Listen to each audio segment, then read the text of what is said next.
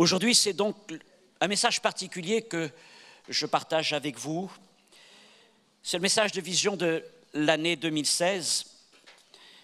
J'espère que ce message est une parole de l'Esprit, une parole de Dieu pour notre Église, pour nous conduire encore plus loin dans tout ce qu'il a préparé pour nous et dans tout ce qu'il veut accomplir pour sa gloire. Amen. Cette année 2016 est une année particulière puisque c'est exactement en février, le 20 février, je crois, que l'Église fêtera ses 80 ans. Vous voyez, c'est donc une Église avec une longue histoire. C'est une Église aussi avec une nouvelle histoire. Une Église qui vit son histoire, qui ne vit pas simplement une histoire au passé, mais qui vit une histoire au présent et qui veut vivre une histoire dans l'avenir. Gloire à Dieu. Et cette histoire, nous la vivons ensemble et nous sommes émerveillés de voir ce que le Seigneur accomplit au milieu de nous. Mais cette année 2016 sera aussi, dans l'histoire de notre Église, une année charnière. Mes frères et sœurs, jusque-là, en nous étirant, en nous accommodant, nous avons pu accueillir la croissance que le Seigneur nous donne dans notre cadre actuel de notre Assemblée de Bastille. Et en quelques années, vous le savez bien, nous sommes passés de 1 à 2, puis à 3 et enfin à 4 cultes. Et en l'espace de 8 ans, les auditoires sont passés de 250 à 1000 personnes adultes la semaine dernière. Et nous bénissons Dieu pour cette croissance qu'il nous accorde. C'est une croissance que nous voyons le dimanche, mais c'est une croissance aussi qui est réelle en semaine et qui est réelle dans les ministères. Je bénis Dieu de ce que nous avons des réunions de semaine, des réunions de prière qui sont pleines. L'Église est pleine le mardi soir. C'est une chose qui témoigne de notre soif, votre soif de la parole, de votre soif de prière. Et cette soif de prière est démontrée aussi dans les nuits de prière. Lorsque nous avons eu notre dernière nuit de prière il y a une dizaine de jours, il y avait plus de 250 personnes qui étaient là. Et on a vécu des moments magnifiques dans la présence du Saint-Esprit. Je n'oublie pas des ministères comme celui de Jap, qui aujourd'hui atteint plus de 200 à 300 jeunes adultes dans notre assemblée. Je n'oublie pas aussi tous les ministères qui sont à côté, qui nous accompagnent dans la croissance de l'Église. Je pense à celui de la vidéo où nous avons commencé là avec une caméra et aujourd'hui nous nous préparons pour diffuser nos enseignements sur des chaînes de télévision à travers la demande des télévisions américaines. Et nous voyons que le Seigneur nous a amenés de progrès en progrès, de croissance en croissance maintenant. Maintenant, non seulement est-il évident qu'avant fin 2016 et peut-être même avant l'été, nos 4 cultes, qui représentent les meilleurs horaires pour accueillir, seront saturés. Et il en sera pareil aussi pour les réunions de semaine, le mardi, le vendredi. Et déjà, je dois confesser devant vous que je n'ai pas forcément fait ce que j'aurais dû faire cette année. Je me suis longtemps posé la question de savoir si je ne devais pas ouvrir une deuxième réunion avec mes collègues le jeudi soir, parce qu'il est évident que le mardi, nous étions pleins. Et ce sont des raisons, disons, de considération fraternelle, on va le dire comme ça, qui nous ont amenés à ne pas ouvrir le jeudi soir, tenant compte déjà de l'engagement de plusieurs, tout au long des différents programmes que nous avons. Mais nous voyons que nous sommes là face à des défis. Et toute croissance nouvelle entraîne et entraînera de plus en plus des pressions supplémentaires sur notre Église, qui, à cause de nos limites immobilières, est parfois saturée, restreinte, mais aussi à cause de ces limites, il devient très difficile de supporter la croissance. Mes frères et sœurs, nous avons peut-être l'impression par moments d'être face à un mur ou d'avoir atteint un plafond qui nous paraît bien difficile de dépasser sans un miracle divin ou alors sans un effort de travail renouvelé et de consécration. Toutefois, nous avons posé une déclaration de foi. Il y a quelques semaines, nous avons donc voté pour changer le nom de notre Église. Je le dis, ce n'est pas simplement un effet marketing ou autre. Nous sommes passés d'Église Paris-Bastille à Église Paris Métropole. Ceci, c'est un témoignage prophétique. Un témoignage où nous disons, nous avons bien travaillé ici à Bastille, mais nous ne voulons pas nous contenter de ce que nous avons partagé ensemble. Nous voulons dire que nous avons une vision, celle d'atteindre Paris, celle d'atteindre cette grande ville. Non seulement les 2 millions d'habitants qui sont là tout autour de nous dans les 20 arrondissements, mais aussi ceux qui sont autour de nous et qui sont très nombreux. Alors le message de vision de cette année 2016 est encore un message de foi dans le Dieu qui peut tout. Et aussi un message de détermination et de courage que je vous lance à demeurer attachés jusqu'à la victoire à l'appel et à la vocation que Dieu nous adresse. Oui, mes frères et sœurs, ce n'est pas pour rien si nous sommes ici en plein centre de Paris. Nous avons une mission dans cette ville de Paris. Elle est très compliquée, elle est complexe, parce que les difficultés, les inconnus, les impossibles sont nombreux. Mais nous servons le Dieu à qui tout est possible. Alors je veux laisser, à travers ce message, cette pensée sur votre cœur.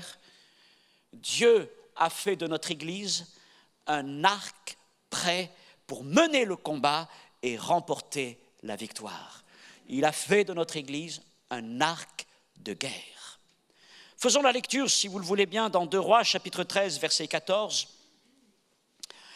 Élisée était atteint de la maladie dont il mourut, et Joas, roi d'Israël, descendit vers lui, pleura sur son visage et dit « Mon père, char d'Israël et sa cavalerie !»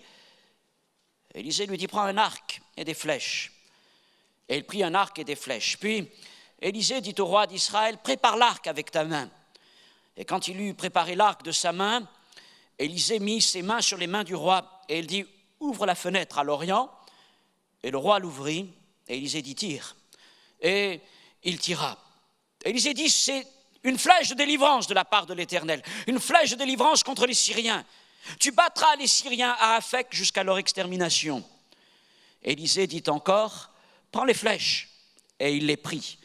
Et Élisée dit au roi d'Israël « Maintenant frappe contre terre. » Et il frappa 3 fois et s'arrêta. Et l'homme de Dieu s'irrita contre lui. Il dit « Mais il fallait frapper 5 ou 6 fois. Alors tu aurais battu les Syriens jusqu'à leur extermination. Maintenant tu les battras 3 fois. » Vous savez, souvent nous sommes comme le roi Joas. Et nous disons « Seigneur, Seigneur, bénis-moi, bénis-nous, bénis ton œuvre. » Et nous espérons que la bénédiction tombe sur nous toute faite. Et que nous soyons alors comme transportés de victoire en victoire, comme des aigles planant au-dessus des montagnes. Cependant, ce n'est pas comme cela que le Seigneur agit, en tout cas avec nous, mais plutôt comme Élisée le fit ici avec le roi Joas. Alors rappelons le contexte. Élisée est âgé et il est mourant. Et le roi Joas vient chercher à son chevet la bénédiction du prophète. Et dans la manière dont il interpelle le prophète, il est clair qu'il est au courant de ce qui s'est passé bien des années plus tôt lorsque Élie remonta vers le Père et qu'Élisée l'accompagnait. Puisque Élisée avait employé la même formule que le roi répéta « Mon père, char d'Israël et sa cavalerie ». Et le roi espérait certainement la même bénédiction que celle qu'Élie avait transmise à Élisée. Vous savez, la double portion.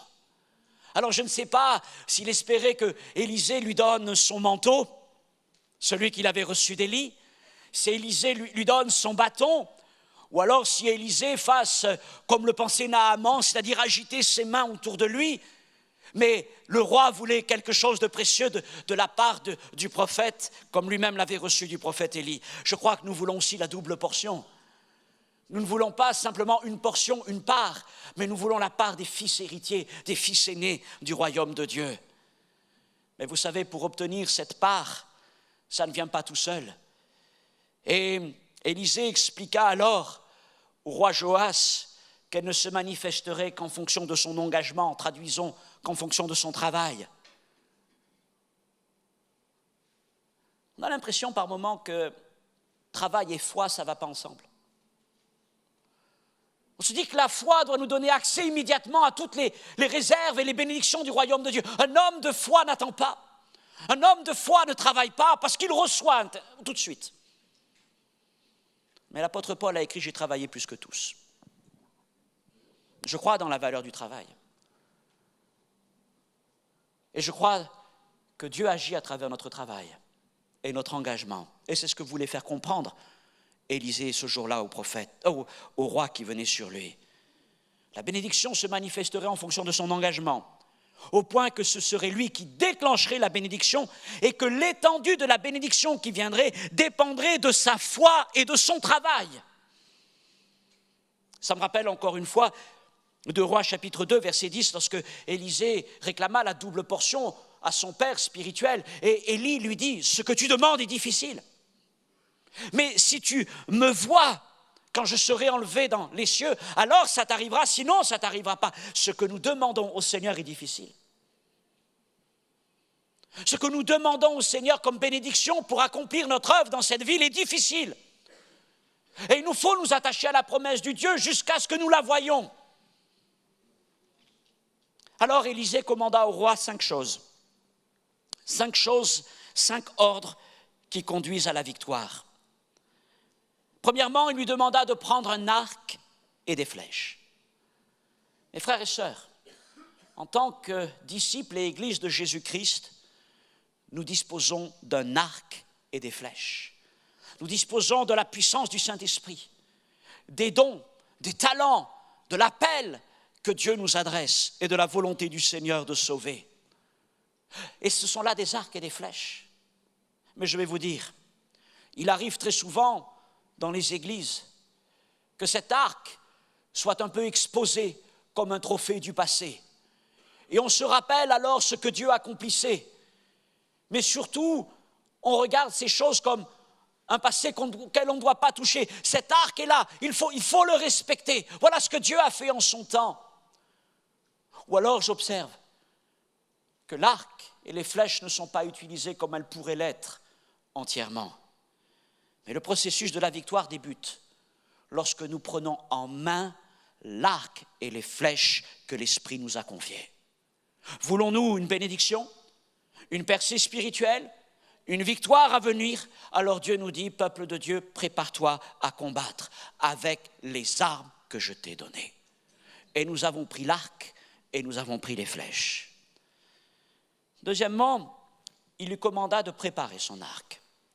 Disposer d'un arc, c'est-à-dire d'un ministère, de la présence du Saint-Esprit, d'un appel, des dons, de ressources, c'est une chose. Mais que l'arc soit opérationnel, c'en est une autre. Pour que l'arc soit opérationnel, il fallait d'abord le tendre. Il fallait le préparer et tendre la corde. Et ce n'était pas là l'exercice d'un enfant qui va s'amuser avec son petit arc et passer la petite cordelette autour. Les arcs de guerre étaient manipulés par des hommes de guerre. Et il fallait toute leur force pour courber l'arc et passer la corde et tendre la corde au maximum. Il fallait que la corde soit tendue le plus possible parce qu'ils savaient que c'est cette tension de la corde qui donnerait à l'arc la puissance. Plus la corde serait tendue, plus l'arc serait puissant. Et surtout, plus serait puissante l'impulsion qui serait donnée à la flèche lorsqu'elle serait relâchée. Mes frères et sœurs, nous avons tendu la corde. Nous avons pris notre arc et nous avons tendu la corde. Nous l'avons tendu dans la prière, nous l'avons tendu dans l'enseignement, nous l'avons tendu dans la vie de l'esprit, nous l'avons tendu dans le travail et le service. Oui, nous avons choisi de prendre notre arc et nous l'avons préparé. Nous n'avons pas voulu simplement nous arrêter à considérer que nous avions un arc et qu'avec cet arc, nous pourrions faire de grandes choses, Seigneur. Seigneur, tu nous as placés ici au centre-ville de Paris, nous pourrions faire de grandes choses. Seigneur, mon Dieu, tu nous as donné tes promesses, ton esprit, nous pourrions faire de grandes choses. Nous ne sommes pas arrêtés à cela. Nous avons pris notre arc et nous l'avons préparé. Et nous n'avons pas non plus prétendu que nous pourrions utiliser cet arc sans tendre la corde. Nous ne sommes pas contentés de dire ou de penser qu'il suffisait de dire « Nous avons l'évangile et les promesses de Dieu, la victoire est à nous ». Nous avons compris que si nous avons un arc, pour qu'il soit opérationnel, il fallait le tendre. Et pendant toutes ces années de ministère, ensemble, nous avons tendu notre arc. Nous avons tiré sur la corde. Nous avons travaillé et encore travaillé à la transformation de notre Église. Et elle est devenue un camp de l'Éternel, où se réunissent des disciples de Jésus-Christ, des témoins de Jésus-Christ, prêts à livrer un combat d'amour, de paix, de foi, de guérison, de restauration et de salut. Gloire au Seigneur.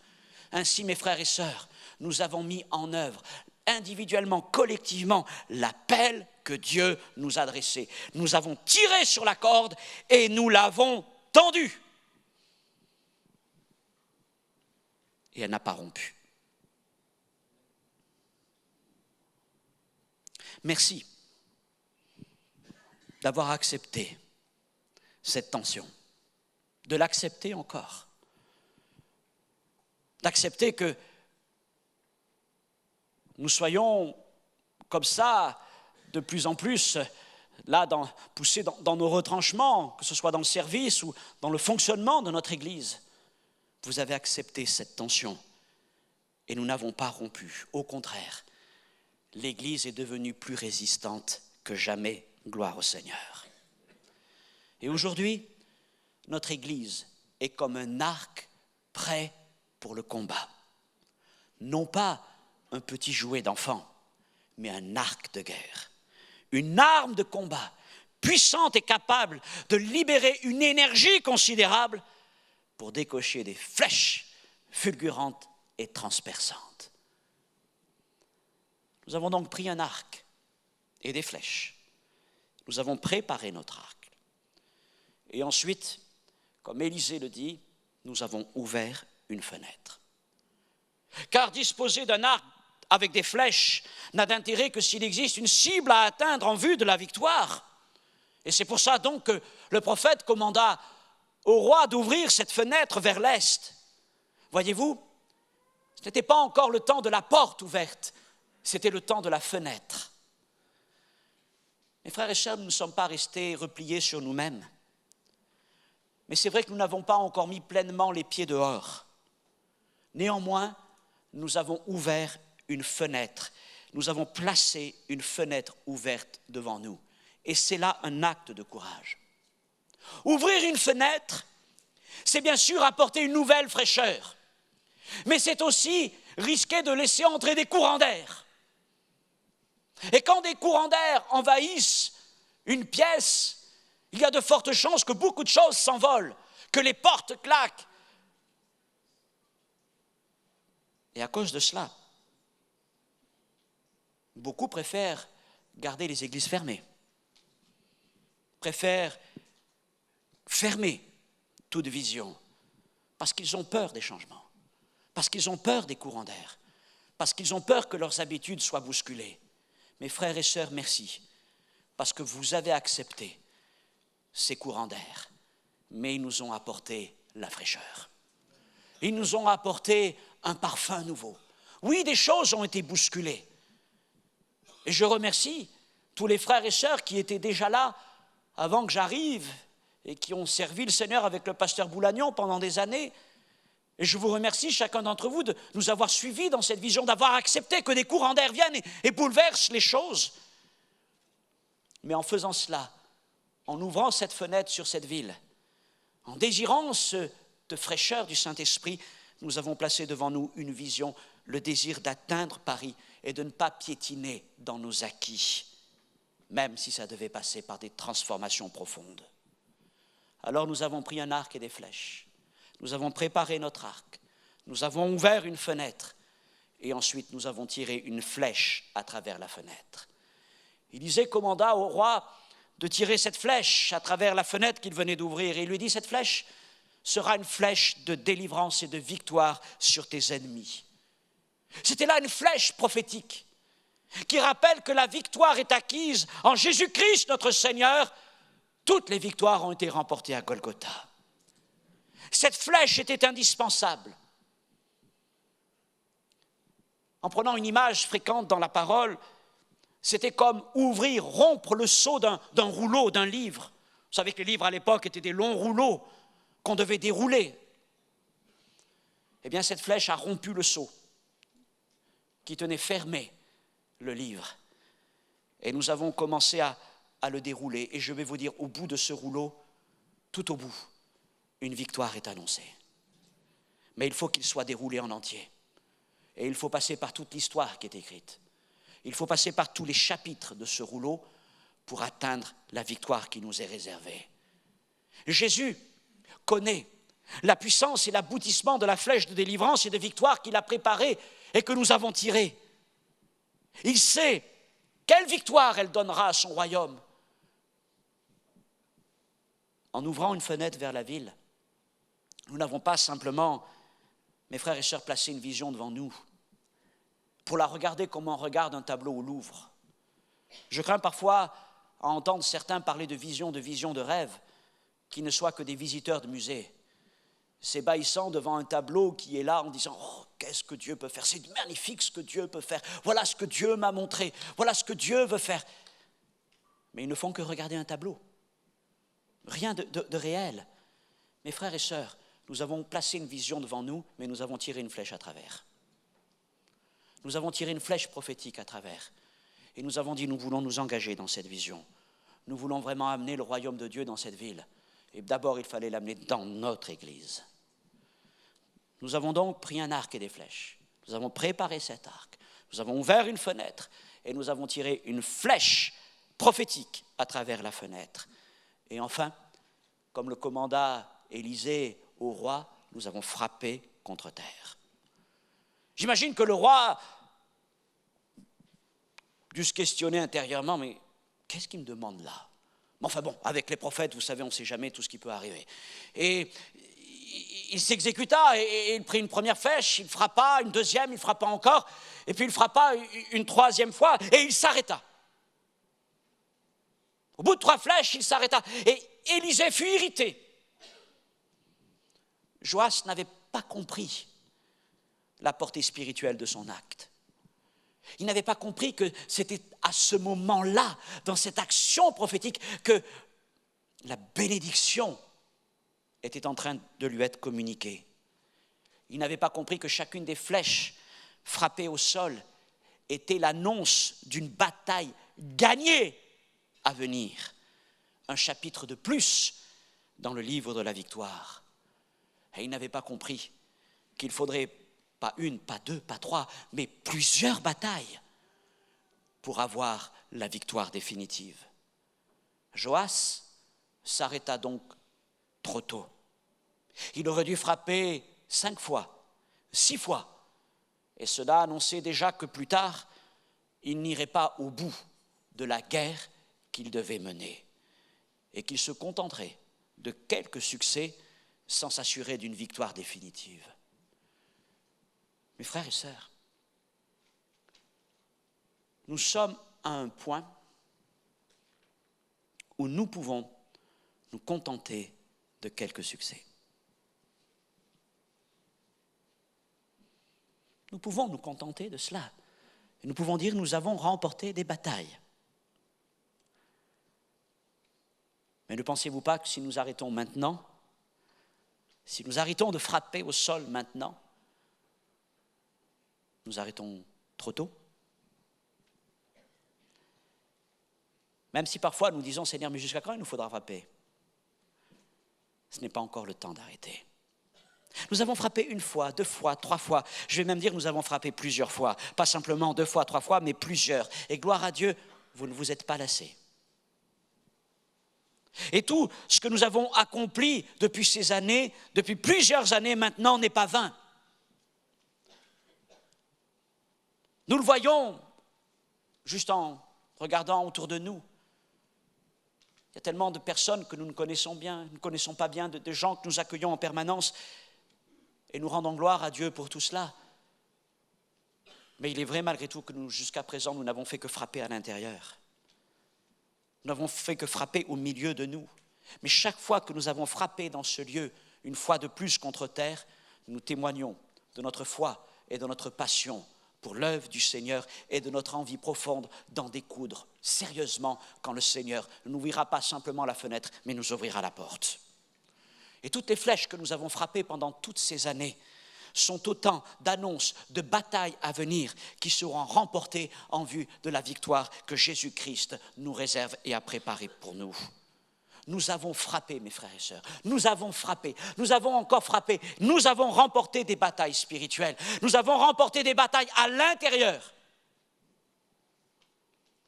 au milieu de nous, en nous-mêmes. Et c'est le défi des églises, le premier défi des églises aujourd'hui. Comment remporter des victoires à l'extérieur quand il n'y a pas de victoire à l'intérieur? Quand les arcs sont accrochés au mur, quand ils ne sont pas prêts pour le combat, quand on se contente de quelques flèches tirées au sol, quand on n'ouvre plus de vision vers l'extérieur. Voilà la situation de beaucoup trop d'églises. Et par la grâce de Dieu, vous avez accepté de dépasser tout ça avec nous pour entrer dans quelque chose de nouveau. Et je vous le dis, le temps approche où Dieu va nous envoyer combattre dans cette ville, témoigner de la puissance du Saint-Esprit dans cette ville, pour de réelles victoires de l'Évangile dans le cœur des hommes. Nous savons que nos ennemis sont terribles. Paris est une ville qui n'a jamais connu de réveil spirituel.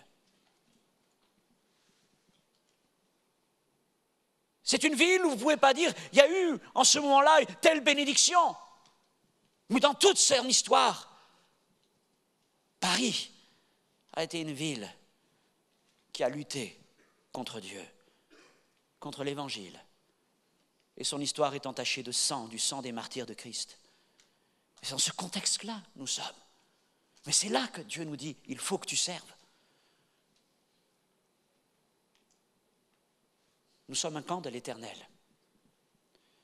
Et nous sommes devenus, par la grâce du Seigneur, un arc de guerre, prêt pour le combat. Aujourd'hui, nous avons remporté, après l'avoir mené, un combat intérieur. Gloire au Seigneur. Mais il reste devant nous encore tant à faire. Alors,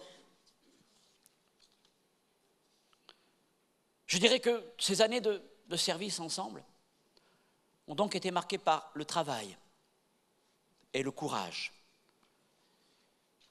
En quelque sorte, nous avons retroussé nos manches et nous avons essayé d'exploiter au maximum notre part d'héritage qui s'offrait à nous. Et nous pouvons dire merci à nos pères, à nos anciens, qui ont eu la vision et le courage de venir implanter une église ici en plein centre de Paris, parce qu'ils nous ont laissé un cadeau extraordinaire, un lieu stratégique dans cette ville, que nous avons travaillé. Et je vous le dis, si dans notre sphère de travail, il se trouve encore quelques coins prometteurs que nous n'aurions pas encore exploités, quelques petits arbres ou buissons que nous pourrions encore utiliser, nous le travaillerons. Nous le travaillerons. Mais parfois, il nous arrive de dire, mais Seigneur, dans ce lieu que tu nous donnes, dans cet endroit où nous sommes, c'est comme si nous avions tiré des flèches partout, il était possible d'en tirer, au point que nous n'arrivons même plus à nous mouvoir maintenant. Je vous le dis, s'il reste encore un espace, un lieu de croissance, ici nous l'utiliserons et nous frapperons encore à terre. Malgré tout, nous ne sommes pas encore sortis du cadre bien défini dans lequel nous évoluons tous ensemble. Mais maintenant, nous sommes conscients que l'avenir de notre Église ne s'inscrit plus simplement dans ce périmètre que nous avons bien exploité, mais qu'il va falloir aller au-delà, qu'il va falloir être audacieux, courageux, qu'il va falloir tenter de nouvelles choses, des choses qui n'ont jamais été faites, parce qu'ici à Paris, rien ne fonctionne comme ailleurs. Et cela va nous demander du courage et beaucoup de travail, encore plus que tout ce que nous avons vécu jusque-là. Mais ça en vaut la peine, parce que le Seigneur veut sauver des hommes et des femmes autour de nous. Alors soyons prêts à nous lever. Soyons prêts à brandir cet arc, cette église, ce ministère qui est le nôtre, cet appel qui est le nôtre. Acceptez encore, je vous prie, que nous puissions tendre la corde davantage. Mais accompagnez-nous aussi dans cette tension. Ne considérez pas que cela regarde simplement quelques-uns qui servent autour de nous dans cette assemblée, mais nous avons besoin de vous. Appréciez que des frères et sœurs supportent la tension pour que beaucoup puissent simplement venir se réjouir au milieu de nous.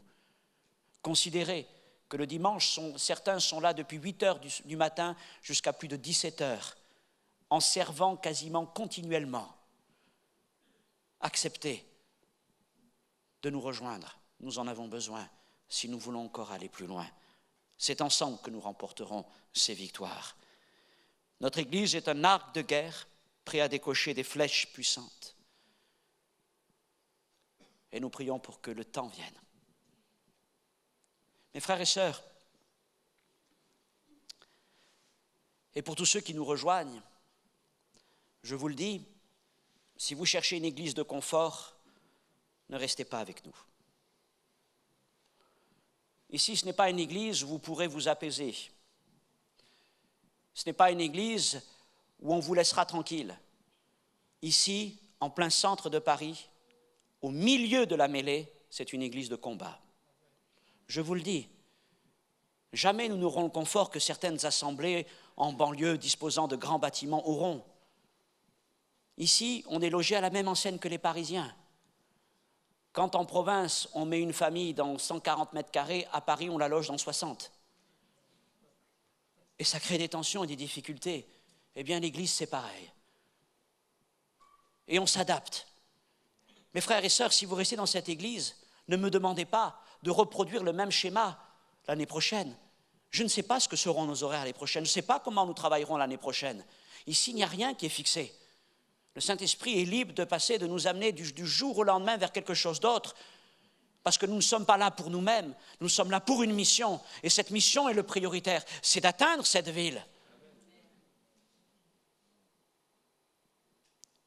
Il nous appartient non seulement de prendre l'arc, mais il nous appartient là, dans notre tête, dans notre cœur, d'avoir la mentalité des guerriers.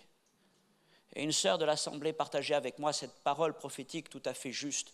Elle me disait, Franck, maintenant, il faut que nous laissions tomber le vêtement des sacrificateurs pour revêtir l'armure des guerriers. Ce n'est pas une église où on vient simplement pour louer et adorer le Seigneur. Oh, merci mon Dieu. C'est une église où on vient pour travailler et on vient pour combattre. C'est notre mission. Et c'est pour ça que nous sommes ici. Dieu a béni jusque-là, mais je crois que c'est rien. Je ne veux pas me contenter, vous ne voulez pas vous contenter de ces quelques succès. Nous voulons vivre tout ce que Dieu en réserve pour nous. Et je crois que le Seigneur veut nous bénir. Je vois, d'ici 10 ans, une église de 3000 membres. Quelle sera sa forme? Je n'en sais rien. Parce que c'est impossible de dire ce que sera la forme d'une église sur Paris. Elle sera complètement différente de tout ce qu'on imagine, parce que Paris est complètement différent. Mais je sais et je crois qu'elle existe déjà. Alléluia. Alors, je n'ai pas dit toutes ces choses pour nous auto-congratuler, mais j'ai dit ces choses pour nous encourager. Nous avons travaillé et Dieu nous a bénis. Nous n'avons pas attendu que la bénédiction vienne. Seigneur, envoie ta bénédiction. Non, nous avons travaillé. Nous avons prié, nous avons travaillé. Et je dis ce message pour nous dire continuons et persévérons. Nous avons ouvert une fenêtre. Nous avons tiré une flèche prophétique et elle suit son cours. Et nous avons frappé le sol plusieurs fois. La victoire est à nous. Peut-être nous faudra-t-il encore frapper le sol. Y a-t-il encore des victoires à remporter? Je crois que pour aller plus loin, il y a encore des victoires à remporter à l'intérieur.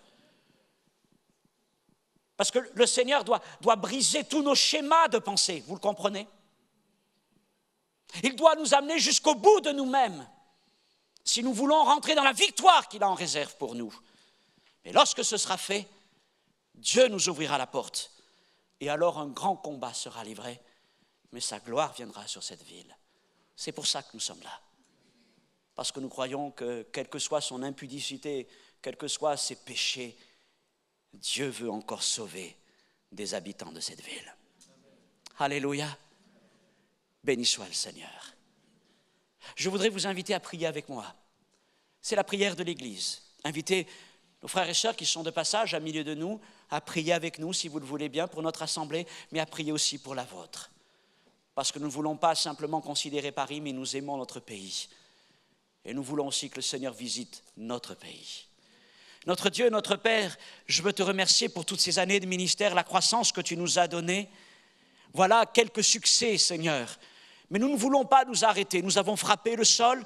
Nous ne voulons pas nous arrêter maintenant. Seigneur, s'il y a encore quelques moyens de grandir, et puis s'il y a des victoires à remporter sur nous-mêmes, nous voulons encore frapper et aller jusqu'au bout de ce que nous pouvons faire, Seigneur. Et c'est alors, je crois, que tu nous ouvriras la porte de la victoire, du véritable combat. Merci, Seigneur, parce que tu œuvres au milieu de nous.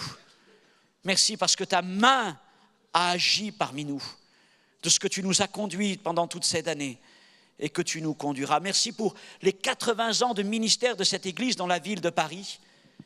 Et merci pour toutes les années qui sont devant nous jusqu'à ton retour. Merci pour l'héritage que les pères nous ont transmis. Mais merci aussi maintenant pour l'histoire que nous écrivons dans cet héritage. Et je crois aussi que tu veux étendre cet héritage. Merci Seigneur encore de nous accompagner, de travailler au milieu de nous par ton esprit. Dans le nom de Jésus Père, nous te prions. Amen, amen et amen. Gloire à Dieu.